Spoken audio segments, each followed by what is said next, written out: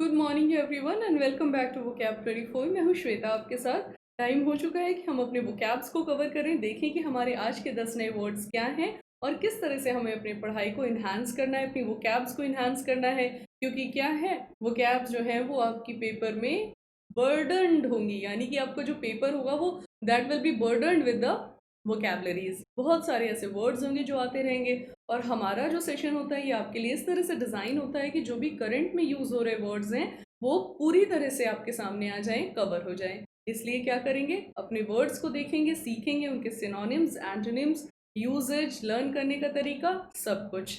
अभी मैं शुरू करूं उससे पहले आप क्या कर लीजिए, वो कैब 24 के एप्लीकेशन को सब्सक्राइब कर लीजिए और बेल आइकन को प्रेस कर दीजिए so that you don't miss upon the latest updates and keep enhancing your exam preparation and learning. क्या करते हैं, शुरू करते हैं अपने वोकैबलरी के सेशन को और देखते हैं कि हमारा पहला वर्ड क्या है। The first word is veritable. वास्तविक या यथार्थ इसका मतलब होता है, या फिर गहरा अगर बोले तब भी हम बोल सकते हैं इस चीज को। जैसे कि आज के हमारे एडिटोरियल में आया था ना, वेरिटेबल इफेक्ट की बात कर रहा था, यानी कि गहरे प्रभाव की बात कर रहा था वहां पर। तो उसी तरह से क्या है, हम वेरिटेबल को गहरा, वास्तविक या यथार्थ के तौर पर देख सकते हैं। चलिए मीनिंग देखते हैं। Used for emphasis, often to qualify a metaphor, यानी कि इस तरह से यूज करना उसको कि आप एम्फसाइज करना चाहते हैं अपनी बात को सही साबित करने के लिए। सिनोनिम्स में है ट्रू, जो बात सही हो। फिर है आपका एक्यूरेट, एक्यूरेसी तो होती ही है जो बिल्कुल एग्जैक्ट हो, टू द पॉइंट हो।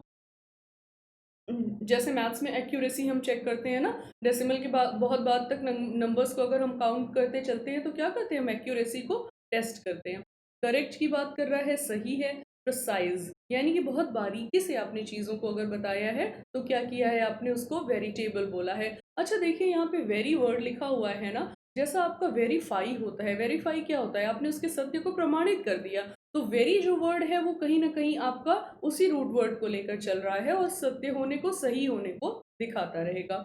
और लिटरल, लिटरल का मतलब एक तरह से ये हो गया कि अगर कहीं पर किताबों में मेंशन है, जो चीज़ लिख दी गई है अगर, तो वो क्या होती है, सच मान ली जाती है। तो उसी तरह से लिटरल वर्ड को यहाँ पर यूज किया है जो कि हमको सच्चाई होने के, रियलिटी होने को बता रहा है।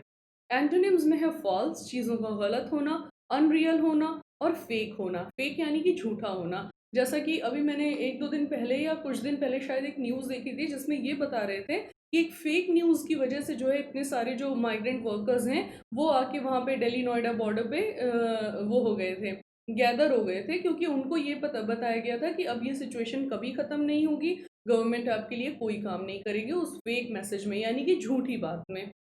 एग्जाम्पल देखते हैं। Women's presence in civil and political society is a veritable moral reproach. जो औरतों की प्रेजेंस है पॉलिटिकल और पॉलिटिकल और सिविल सोसाइटी में, वो क्या है, यथार्थ रूप से एक रिप्रोच है।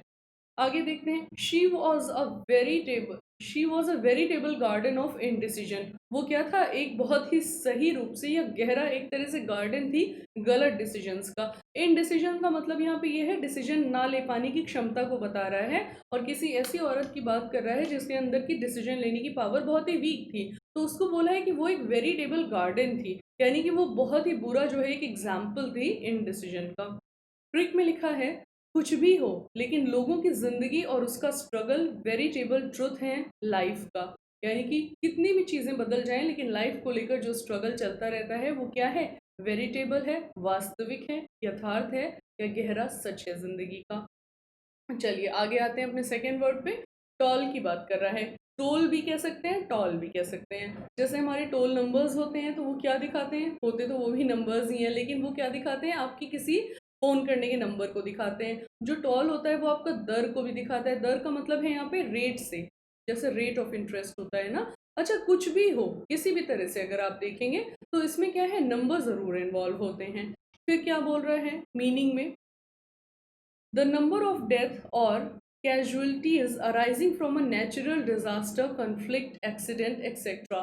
अब यहाँ पे आप नंबर को मेनली मान कर चलिए। अब किसी भी चीज़ की बात कर सकता है, डेथ की, कैजुअलिटी की या कुछ भी हो, लेकिन टॉल हम जो है किसी भी सेंस में देख सकते हैं।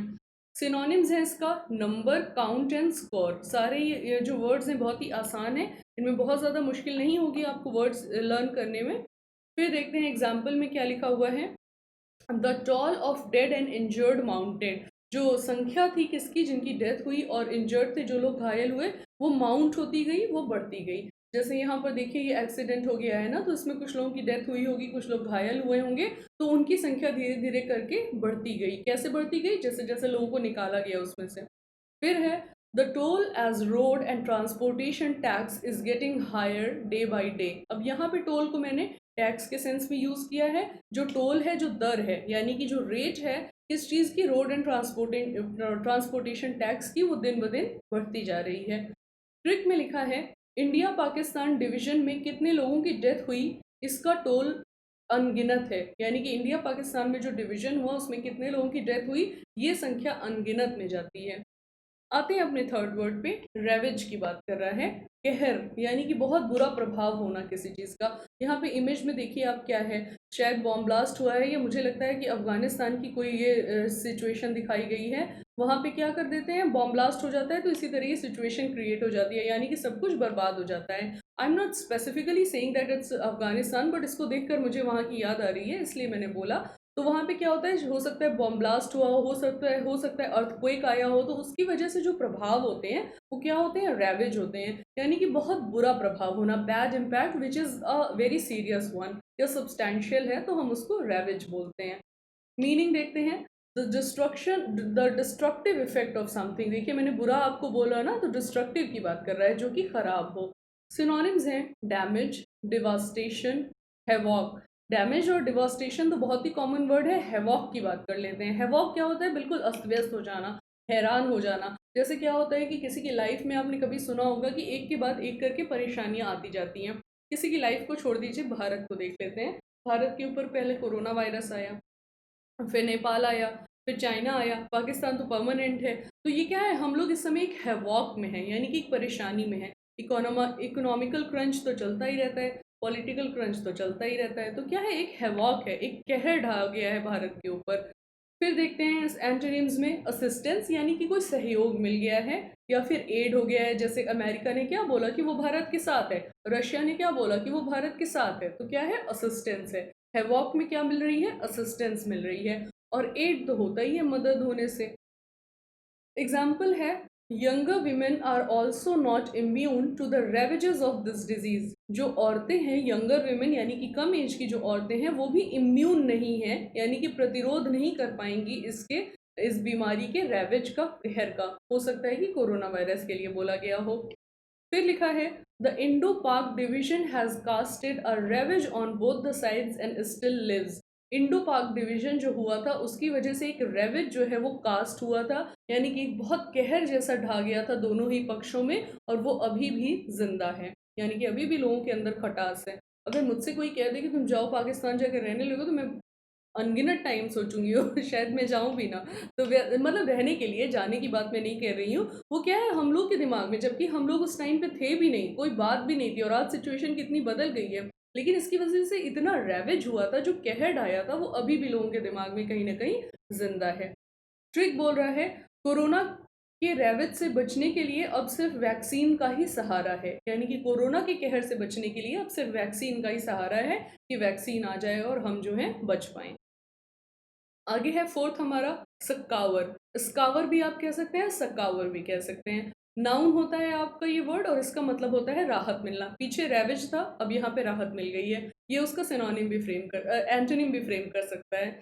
मीनिंग देखते हैं, assistance and support in some, in times of hardship and distress. क्या होना, एक असिस्टेंट मिल पाना या एक सहारा मिल पाना, जबकि क्या हो, आपका कोई मुश्किल दौर चल रहा हो या किसी तरह की परेशानी हो। सिनोनिम्स है, देखिए आ गया ना, एड, हेल्प। एड पीछे भी था, हेल्प, असिस्टेंस यहीं पे लिखा हुआ है, और सपोर्ट भी यहाँ पे लिखा हुआ है, यानी कि कोई सहारा देना, मदद देना, किसी का सहयोग कर देना या हेल्प कर देना, सब क्या है, सकावर का सिनोनिम है।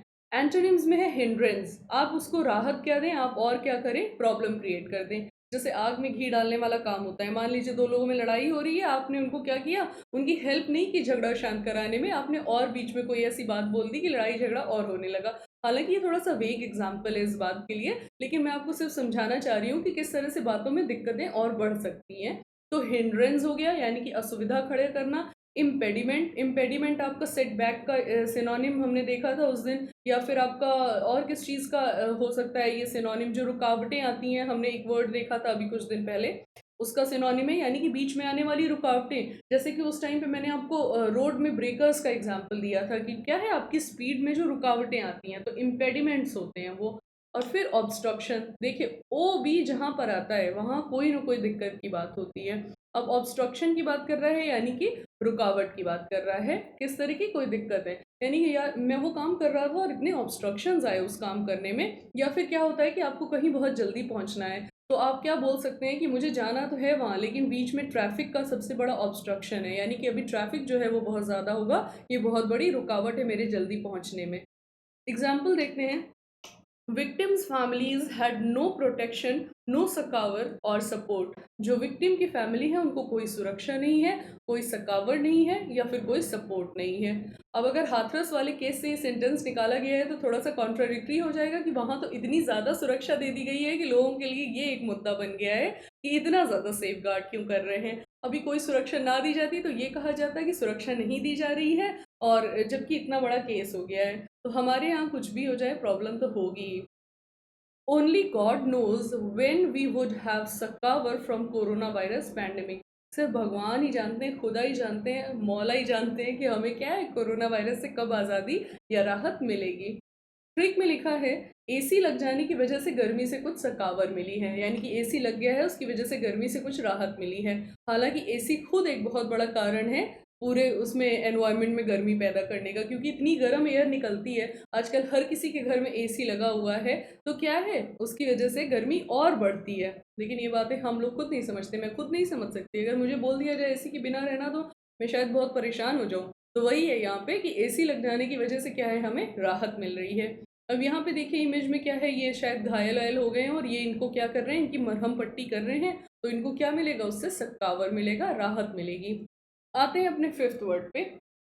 राइवेटिंग की बात कर रहा है, दिलचस्प। राइवेटिंग जो है हमारा आज के उसमें भी आ चुका है एडिटोरियल में, वहां पर भी राइवेटिंग बुक की बात की गई थी, एक दिलचस्प किताब की बात की गई थी। और यहाँ पर भी देखिए ये बुक पढ़ रही हैं और इनकी आंखें इस तरह से बल्जिंग आईज हो रही हैं, यानी कि क्या है, इनको बुक बहुत इंटरेस्टिंग लग रही है। आगे बोल रहा है मीनिंग में, सो इंटरेस्टिंग और exciting that it holds your attention completely, यानी कि इतना ज़्यादा इंटरेस्टिंग है या इतना ज़्यादा वो है, एक्साइटिंग है कि वो क्या है, उसने आपका ध्यान पूरी तरह से अपने ऊपर केंद्रित कर रखा है। सिनोनिम्स क्या है, एनग्रॉसिंग। एनग्रॉसिंग तो होता है, देखिए एन आ गया आपका वर्ब में ये कन्वर्ट करेगा ना, लेकिन एनग्रॉसिंग फिर लिख दिया है, आईएनजी यूज कर दिया है, तो फिर से आपका कहाँ चला जाएगा, एडजेक्टिव में चला जाएगा। तो किस तरह से चीज़ों को कन्वर्ट करते हैं एक वर्ड को, सिर्फ ग्रॉस की बात कर रहा था तो उसके ऊपर एन लगाया, फिर आईएनजी लगाया और वर्ड को पूरी तरह से क्या कर दिया, ट्विस्ट कर दिया। तो एनग्रॉसिंग का मतलब ये है कि पूरी तरह से उसमें क्या होना, बिल्कुल जैसे कहते हैं ना कि बिल्कुल उसमें खो जाना, तो वो हो जाता है आपका एनग्रॉसिंग। और ऑब्जॉर्बिंग भी यही है कि उसने आपके ध्यान को पूरी तरह से अपने अंदर सोक कर लिया है। और फैसिनेटिंग भी यही है कि आप उसको एक चीज़, एक लाइन भी अगर मान लीजिए पढ़ रहे हैं या किसी चीज़ के बारे में एक बात जान रहे हैं तो आपको और जानने का मन हो रहा है, तो फैसिनेटिंग हो गया। अब आप ये मत सोच लीजिएगा कि सिर्फ ये किताब के लिए है, ये किसी भी सेंस में अगर दिलचस्प की बात कर रहा है तो राइवेटिंग को हम यूज़ कर सकते हैं। वो मूवी हो सकती है, किसी बच्चे से बात करना हो सकता है, क्यों कोई म्यूजिकल परफॉर्मेंस हो सकती है, किसी का जो गॉसिप करते हैं लोग वो भी हो सकता है राइवेटिंग। तो क्या है, फैसिनेटिंग, राइवेटिंग, एब्जॉर्बिंग, ये सारी चीज़ें आपके दिलचस्प होने को, इंटरेस्टिंग होने को दिखाती हैं। एंथ्रालिंग भी देखिए लिखा हुआ है, क्या उसको बिल्कुल जानकर आप क्या हो गए, हिल गए जिसको कहते हैं। फिर है एंटोनिम्स में बोरिंग, बिल्कुल बुझा हुआ, टेडियस, थकाऊ पकाऊ, और डल तो डल होता ही है, शांत एकदम धीमा सा। एग्जाम्पल है आपका, द प्ले वॉज एब्सोल्युटली रेविटिंग, यानी कि कोई प्ले हो रहा था, कोई नाटक हो रहा था, वो क्या था, पूरी तरह से दिलचस्प था। If the book is riveting I can't just take my eyes off it, अगर बुक जो है वो दिलचस्प होती है तो मैं उससे अपनी निगाह हटा नहीं पाती हूँ। ट्रिक में है, मेरे दादाजी अपने कॉलेज टाइम के बहुत ही राइवेटिंग किस्से सुनाते हैं, मेरे दादाजी अपने कॉलेज टाइम के बहुत ही दिलचस्प इंटरेस्टिंग किस्से सुनाते हैं। आगे आते हैं अपने सॉरी यहाँ पे क्या था, फिफ्थ था, हाँ सिक्स वर्ड पे आते हैं, डिसएंचैंटमेंट। डिसएंचैंटमेंट वर्ड हमारा कल भी वोकैब के सेशन में आया था, कल भी एडिटोरियल में था, आज भी एडिटोरियल में था और आज की वोकैब में भी है, इसलिए वर्ड आपके लिए इम्पॉर्टेंट हो जाता है। चलिए, निराशा इसका मतलब होता है निराशा, हताशा, दोनों वर्ड आप देख सकते हैं। मीनिंग में लिखा है a feeling of disappointment about someone और समथिंग यू प्रीवियसली रिस्पेक्टेड और एडमायर्ड। किसी चीज़ के बारे में आपने पहले अच्छा सोचा था, पहले उसकी रिस्पेक्ट भी करते थे, लेकिन अभी क्या है, आप बहुत ही डिसअपॉइंट हो गए हैं, उससे क्या है, हताश हो गए हैं, आपकी जो उम्मीदें थी वो बिल्कुल ख़त्म हो गई हैं। अब इनको देखिए, ये दादी जो है ये कितनी बुरी तरह से डिसएंचेंटेड है कि ये बिल्कुल गिर गई हैं, दुखी होकर, हताश होकर। तो वैसा ही यहाँ पे है, हालांकि गिरना विरना तो बहुत एक्सट्रीम केस हो गया, लेकिन यहाँ पे ये दिखाना चाह रहा है कि इतना ज़्यादा निराश हो गई हैं, डिसएंचेंटेड हो गई हैं। चलिए सिनोनिम्स देखते हैं। डिसइल्यूजन यानी कि एक आपको भ्रम था कि वो बहुत अच्छा है, लेकिन क्या हुआ, आपका भ्रम टूट गया। तो जो आपका इल्यूजन था वो क्या हुआ है, डिसइल्यूजन हो गया है, वो टूट गया है। डिसकंटेंट, आप किसी से पहले बहुत क्या थे, संतुष्ट थे, लेकिन अभी क्या है, आप में और उनके बीच में मतभेद पैदा होने लगे और डिसकंटेंट हो गए हैं। डिस्करेजमेंट हो गया है, क्या होना कि पहले जो है बहुत भावना अच्छी थी, अभी क्या है, डिस्करेज होना शुरू हो गया है कि आपको अब उनसे मिलना या किसी से बात करना या किसी पर्टिकुलर टॉपिक के लिए भी ले लीजिए, तो क्या है, डिस्करेज हो गया है। जैसे क्या होता है, मान लीजिए कि किसी ने अच्छे से प्रिपरेशन कर रखी है और फिर एग्जाम दिया, मान लीजिए by the way God forbid उसका सिलेक्शन नहीं हुआ, तो उसको क्या होगा, डिसएंचैंटमेंट होगा ना, कि उसकी निराशा होगी उसको कि क्यों मेरा नहीं सिलेक्शन हुआ, मैंने इतनी पढ़ाई की, और उसकी वजह से उसको डिस्करेजमेंट हो सकता है। यानी कि क्या हो सकता है, वो सोचेगा कि छोड़ो, अब मैं ये प्रिपरेशन को छोड़ता हूँ और कुछ और काम करता हूँ, तो क्या है, डिस्करेज होना कहलाएगा वो। और रिग्रेट है कि बेकार में मैंने अपना इतना टाइम प्रिपरेशन में डाल दिया। आप लोग ये सब मत सोचिए, अच्छे से पढ़ाई करिए, सिलेक्शन हो जाएगा, पेपर इतना टफ नहीं आता है। एंटोनिम में लिखा है ब्लेसिंग, ट्रिम्फ, अटेनमेंट, प्लेजर। यानी कि ब्लेसिंग है, कृपा है, आपको कृपा बनी रहेगी अगर आप पढ़ाई करते रहेंगे। ट्रिम्फ है, आपको क्या है, ये ट्रिम्फ है, विजय हासिल है इसके ऊपर। अटेनमेंट है, आपने कुछ गेन किया है। और प्लेजर है, आप खुश हैं अगर, तो ऑब्वियसली कुछ मिलता है तभी खुशी होती है, यानी कि कुछ अच्छा मिलता है। तो अब ये मत सोचिएगा पिटाई मिली है तो हमें खुशी हो रही है, ऐसा कुछ नहीं है। एग्जाम्पल क्या है, there is growing disenchantment with the government. क्या है, लोगों का हताशा, निराशा जो है गवर्नमेंट की तरफ वो बढ़ रही है। फिर लिखा है disenchantment is weakening, but to weaken it is only the one way to not lose hope and keep trying. Disenchantment, हताशा जो है वो वीकनिंग हो सकती है, आपको कमज़ोर करने वाली हो सकती है, लेकिन इसको कमज़ोर करने के लिए सिर्फ एक रास्ता है कि आशा को खोया ना जाए और कोशिश करते रहा जाए। ये तो आज का हमारा थॉट फॉर द डे हो सकता था। चलिए ट्रिक में देखते हैं। आईआईटीज़ में सिलेक्शन, सॉरी एन लिख गया है, ना होना चाहिए था। आईआईटीज़ में सिलेक्शन ना होने की वजह से काफ़ी बच्चे डिसएंचैंटमेंट फेस करते हैं। यानी कि आईआईटीज़ में सिलेक्शन अगर नहीं होता है तो कितना बड़ा टॉपिक है ये हमारे यहाँ। मुझे तो लगता है बहुत बड़ा सब टॉपिक है ये, आईआईटीज़ में सिलेक्शन ना होना। और ये हम कभी सोचते ही नहीं है कि 90% लोग मीडियोकर हैं, कैसे आईआईटीज़ में सिलेक्शन हो सकता है, बट पता नहीं कहाँ से चला है ये सब सिलसिला। चलिए देखते हैं अपना सेवेंथ वर्ड, इनएप्टीट्यूड, अकुशलता की बात कर रहा है। अच्छा, ये वर्ड मैंने ऐसे लर्न किया था, जैसे आपका वर्ड होता है ना एप्टीट्यूड, यानी कि जब आप किसी जॉब के इंटरव्यू के लिए जाते हैं या जो लोग प्रिपरेशन कर रहे हैं उनमें क्या होता है, मैथ्स एप्टीट्यूड का टेस्ट होता है। तो उसमें हम क्या चेक करते हैं कि हमारा दिमाग जो है मैथ्स को लेकर कितना कुशल है। तो यहाँ पर ए को अगर आप ई से रिप्लेस करें और उसके आगे आई एन लगा दें तो इनएप्टीट्यूड बन जाएगा, यानी कि आपका अकुशलता बन जाएगा। सिंस अभी सभी लोग प्रिपरेशन कर रहे होंगे तो उनको ये पता होगा कि एप्टीट्यूड जो है वो चलता है मैथ्स की कुशलता को, परफेक्शन को चेक करने के लिए। तो इन एप्टीट्यूड वर्ड लर्न करना मेरे ख्याल से इस तरह से आसान हो जाता है कि कुशलता आपकी नहीं दिखा रहा है, अकुशलता दिखा रहा है। मीनिंग देख लेते हैं। लैक ऑफ स्किल और एबिलिटी, यानी कि स्किल का होना, किसी क्षमता का होना या ज्ञान का होना वो कम है अगर, तो क्या कहलाएगा, इनएप्टीट्यूड कहलाएगा आपका। सिनोनिम्स है इनएबिलिटी, इनएफिशिएंसी, इनकेपेबिलिटी, इनकॉम्पिटेंस। क्या है, अक्षमता दिखा रहा है, देखिए यहाँ पर भी और यहाँ पर भी। और इनकॉम्पिटेंसी ये है कि आप किसी के साथ जो है वो कंपटीशन में नहीं आ पाते हैं, यानी कि आप किसी के साथ जद्दोजहद नहीं कर पा रहे हैं। अब किसी के साथ जाकर आपको हाथापाई नहीं करनी है, लेकिन जैसे कंपटीशन है कितना, तो उसको बीट करना है, तो अगर वो नहीं हो पा रहा है तो इनकॉम्पिटेंस कहलाएगा वो आपका। अब यहाँ पे देखिए स्किल को तुरंत लिख दिया, यहीं से ले लिया है वर्ड को, कॉम्पिटेंस ले लिया, एबिलिटी ले लिया, कैपेबिलिटी ले लिया, सारे इसी से जो है आपके सिनोनिम्स के एंटोनिम्स बन जाते हैं। एग्जाम्पल में देखते हैं, द ऑफिशियल्स डिस्प्लेड रिमार्केबल इनएप्टीट्यूड। जो ऑफिशियल्स थे, यानी कि हो सकता है कि कोई अधिकारी ऐसा अपॉइंट हुआ हो, लेकिन क्या है, उन्होंने बहुत ही ज़्यादा भारी रूप से अपनी अकुशलता को दिखाया, यानी कि वो अच्छे नहीं थे। फिर क्या है, a denial for mediocrity and ineptitude is the only way to excel in life. एक डिनाइल यानी कि आप इनकार कर दें मीडियोक्रिटी के ऊपर और अकुशलता के ऊपर, ये सिर्फ एक तरीका है कि आप ज़िंदगी में आगे बढ़ सकते हैं। यानी कि थोड़ी प्रिपरेशन कर लेने से कुछ नहीं होगा, पक्की प्रिपरेशन करने से कुछ होगा। या फिर आप ये सोचें कि अरे जितने में काम चल जाए उतना कर दो, इनसे आप ज़िंदगी में कभी आगे नहीं बढ़ सकते। मीडियोक्रिटी और इनएप्टीट्यूड जो है वो आपको ज़िंदगी में मीडियोक्रिटी में ही रखेगा, मध्यम में ही रखेगा, एक्सेल करने में नहीं ले जाएगा। ट्रिक में है, सारे sentences thought for the day types के लग रहे हैं मुझे। ट्रिक में लिखा है, कुछ लोग अपनी इनएप्टीट्यूड की वजह से हर काम अकुशलता से करते हैं। यानी कि यहाँ पे मैंने दोनों वर्ड्स को इंक्लूड किया है जिससे कि आपको याद रह पाए।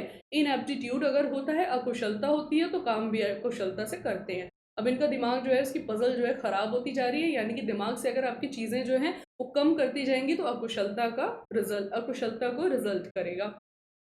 एट्थ वर्ड पे आते हैं, रेजिंग, प्रबल, बहुत तेजी से बढ़ना।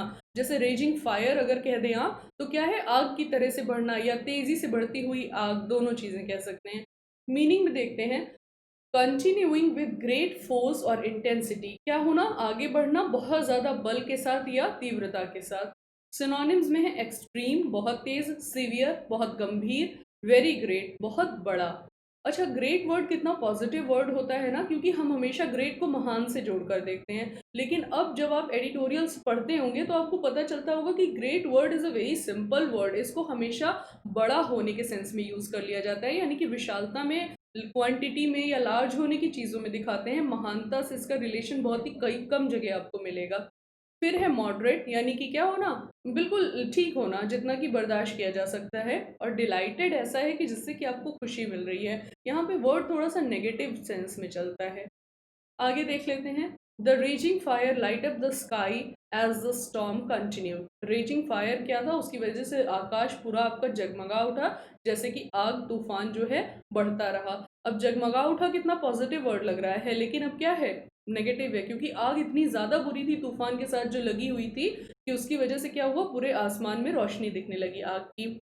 फिर है, we enjoyed rafting a lot as the rapids in river were raging though it was scary. हमने राफ्टिंग को बहुत एंजॉय किया, क्योंकि उसके जो रैपिड थे वो क्या थे, रेजिंग थे, काफ़ी प्रबल थे, हालांकि ये डरावना भी था। अब ये मैंने इस इमेज को यहाँ पर ट्रांसलेट कर दिया है। ये क्या कर रही हैं, रिवर राफ्टिंग कर रही हैं, और यहाँ पे क्या हो रहे हैं, रैपिड्स हो रहे हैं। रैपिड्स क्यों होते हैं, जब रिवर में बीच बीच में चट्टानें आती हैं तो उनकी वजह से रैपिड्स क्रिएट हो जाता है, क्योंकि पानी वहां से टकराता है और फिर क्या होता है, रैपिड क्रिएट हो जाता है उसमें। ट्रिक में लिखा है, लगातार क्रिटिसिज्म और ह्यूमिलिएशन फेस करने की वजह से उसका गुस्सा रेजिंग होता गया। लगातार अगर आप किसी को क्रिटिसाइज कर रहे हैं, किसी को ह्यूमिलिएट कर रहे हैं, तो ऑब्वियसली वो आपसे गुस्सा होगा, और अगर लगातार ये काम होता ही रहेगा तो गुस्सा उसका रेजिंग हो जाएगा और प्रबल हो जाएगा। चलिए, नाइन्थ वर्ड देखते हैं, स्वे, शासन, संचालन, बोलबाला। और यहाँ मैंने आपको सुबह भी एक वर्ड बताया था, हटाना वर्ड आप यूज कर लीजिए। जैसे मैंने आपको स्वे द फ्लाई बोला था, यानी कि मक्खी को आप हटाते हैं, तो स्वे जो है इस सेंस में भी आता है, दूर भगाने से, हटाने से। मीनिंग में देखते हैं, पावर और इन्फ्लुएंस ओवर समबडी, किसी के ऊपर क्या होना, प्रभाव डालना। सिनोनिम्स हैं, कमांड, नियंत्रण आप कर रहे हैं किसी के ऊपर, सॉरी कंट्रोल, कमांड है, आप निर्देशित कर रहे हैं किसी को, रूल है, एक नियम है ऐसा होगा, और अथॉरिटी है, आपके पास अधिकार है। फिर है पावरलेसनेस, अधिकार नहीं है, वीकनेस है, कमजोर हैं आप क्योंकि आपके पास अधिकार ही नहीं है। इनकॉम्पिटेंस है, आपने कंपटीशन नहीं बीट किया था इसलिए इनकॉम्पिटेंस हो गया। और इनकेपेबिलिटी हो गया, यानी कि क्षमता में कमी आ गई है। एग्जाम्पल है, he was quick to exploit those who fell under his weight. वो क्या था, उन लोगों को एक्सप्लॉइट करने में बहुत ही उस्ताद था जो कि उसके अंडर में आते थे, उसके नीचे आते थे। यानी कि कोई ऐसा बॉस है जो अपने नीचे सबॉर्डिनेट्स के साथ क्या कर रहा है, मिसबिहेव कर रहा है या एक्सप्लॉइट कर रहा है, कि अपने भी सारे काम उन्हीं से करवा ले रहा है। फिर बोल रहा है, the jungle king lion has its sway all over the jungle. अब यहाँ पे मैंने बोलबाला को लिया है। पहले वाला जो हमारा ये था, स्वे था, वो किससे था, संचालन से था। अब दूसरा वाला बोलबाला से है, the jungle king lion has its sway all over the jungle. जो जंगल किंग होता है, जो शेर होता है जंगल का, उसका बोलबाला होता है पूरे जंगल में। फिर है law and order is not an easy thing to sway, it needs a lot of skill and grit. जो लॉ एंड ऑर्डर होता है वो कोई ऐसी आसान चीज़ नहीं होती है जिसका कि संचालन किया जा सके, उसके लिए बहुत ज़्यादा गंभीरता की और क्षमता की ज़रूरत पड़ती है। ट्रिक में लिखा है मैच जीतने की वजह से हर तरफ इंडियन टीम का स्वे है, यानी कि बोलबाला है। अब यहाँ पे ये क्या कर रहे हैं देखिए, उनके ऊपर निगरानी कर रहे हैं, क्योंकि इनको क्या करना है, स्वे करना है, शासन करना है, संचालन करना है। फाइनल वर्ड पे आते हैं पेरिश, नष्ट हो जाना, किसी चीज़ का खराब हो जाना। अचार अगर खराब हो जाता है पेरिश हो जाता है, फूल अगर मुरझा जाते हैं पेरिश हो जाते हैं, किसी के यहाँ अनाज रखा हुआ है उसमें कीड़े लग गए, घुन लग गया, तो वो क्या हुआ, पेरिश हो गया। आपने कोई चीज़ रखी थी धूप में, लेकिन अचानक से बारिश हो गई, आपकी चीज़ क्या हो गई, पेरिश हो गई। तो किसी भी चीज़ का खराब होना, नष्ट होना, बेकार हो जाना, वेदर इट इज़ नेचुरली और आर्टिफिशियली, पेरिश का मतलब खराब होने से होगा। मीनिंग देखते हैं, सफर कंप्लीट रूइन और डिस्ट्रक्शन, क्या है, किसी चीज में पूरी तरह से बर्बादी या खराबी को फेस करना। डाई, खत्म हो जाना, जैसे फूल है यहाँ पे, द फ्लावर्स आर डाइड, क्या है, खत्म हो चुके हैं, मुरझा चुके हैं। विदर, विदर अवे वो हमने पहले भी फ्रेज देखी हुई है। विदर अवे का क्या मतलब था, धीरे धीरे से किसी चीज की चमक का या किसी चीज की प्रभाव का खत्म हो जाना, तो क्या था, विदर अवे है। जैसे कोरोना धीरे धीरे क्या करेगा, विदर अवे हो जाएगा अगर वैक्सीन आ जाती है तो। फेड है क्या होना, हल्का हो जाना, चीज़ों का वैनिश हो जाना, समाप्त हो जाना। एंटोनिम्स में है इम्प्रूव हो जाना और रिवाइव हो जाना, सुधार हो जाना और क्या होना, रिवाइव होना, पुनर्जागरण हो जाना किसी चीज़ का। एग्जाम्पल में है they hope the ruling party could help save the paper from perishing. उनको क्या था कि उनको लगा कि उन्होंने ऐसी आशा की जो रूलिंग पार्टी है वो क्या करेगी, कागज़ों को बचा पाएगी खराब होने से। फिर है loose talk and bad behaviour perishes the image of the doer rather the one who bears it. यानी कि अगर आप किसी से गंदे तरीके से बात करते हैं और बुरा व्यवहार करते हैं, तो ये जो ऐसा व्यवहार करता है इससे उसकी इमेज पेरिश होती है, खराब होती है, बजाय इसके कि जिसने ऐसा व्यवहार जो है वो फेस किया हो। ट्रिक में है पानी ना मिलने की वजह से प्लांट्स पेरिश हो जाते हैं, जैसा कि यहाँ पे दिखाया गया है। आप क्या करिए, वो कैब 24 की प्राइम मेंबरशिप ले लीजिए और इतने सारे प्रोग्राम्स हमारे चल रहे हैं उनका बेनिफिट उठाइए, क्योंकि एग्जाम्स बहुत सारे लाइन से लगे हुए हैं, आपको देते रहना है, क्लियर कर लेना है और क्या करना है, सक्सेसफुल बन जाना है। और क्या है, इस समय आपको 50% डिस्काउंट मिल रहा है, 999 में पर अनम आपको मिल जाएगा, इसलिए आप इसको ले लीजिए और अपनी पढ़ाई को कंटिन्यू रखिए। अभी हम क्या करेंगे, क्विक रिविजन देखते हैं कि हमारा 10th वर्ड क्या है, पेरिश, नष्ट हो जाना, खराब हो जाना। 9th वर्ड था हमारा स्वे, जिसके 3 मीनिंग थे, एक था शासन, संचालन, बोलबाला, हटाना। फिर है आपका रेजिंग, प्रबल, किसी चीज का तेज होना, थोड़ा सा नेगेटिव वर्ड है। फिर है इनएप्टीट्यूड, अकुशलता को दिखाता है। फिर है आपका डिसएंचेंटमेंट, निराशा है। देन राइवेटिंग, दिलचस्प है, कोई भी चीज राइवेटिंग हो सकती है, बुक, स्टोरी, गॉसिप, मूवी। फिर है सकावर, राहत मिलना, स्कावर भी आप कह सकते हैं, सकावर था। फिर था रेविज, कहर होना, बहुत बुरा प्रभाव होना किसी चीज़ का। देन टॉल, संख्या या दर या रेट की बात कर रहा था। And the final word was veritable, जो कि क्या था, वास्तविक, यथार्थ और गहरा था। अभी क्या करते हैं, सेशन को एंड करते हैं, फिर क्या करेंगे, 2 बजे मिलते हैं अपने क्विज के साथ, ठीक है। Till then bye bye.